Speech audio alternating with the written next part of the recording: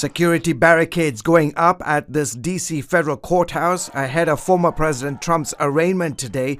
He faces charges of plotting to overturn his 2020 election defeat. He's going to be advised of the charges against him. He's going to enter a plea of not guilty. Trump's lawyers already floating their client's defense. What we have now is an administration that has criminalized the free speech and advocacy of a prior administration during the time that there is a political election going on. Mark Kalen-Smith of Cedarville University telling CBN's Faith Nation that the free speech argument is misplaced. When we think of the First Amendment, we're generally not thinking of things like coercing a government official, calling the Georgia Secretary of State or threatening the Arizona Speaker of the House of Representatives. That's not really what we think of when we think of protected political speech. The special counsel has pledged to pursue a speedy trial.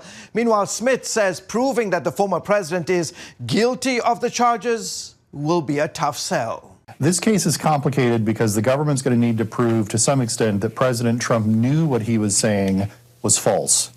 They're going to be able to show that many people told him these things were false, but that's a little bit different than proving that internally he knew it and acted based upon those beliefs. On the campaign trail, Mike Pence is speaking out against his former boss after Trump leveled new accusations that he didn't fight against election fraud. I really do believe that anyone who puts themselves over the Constitution should never be president of the United States. And anyone who asks someone else to put themselves over the Constitution should never be president of the United States again.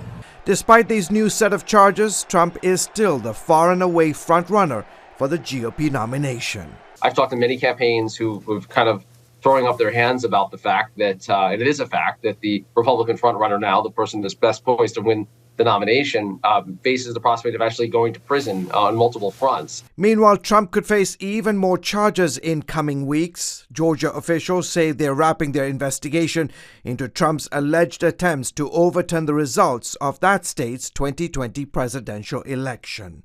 George Thomas, CBN News.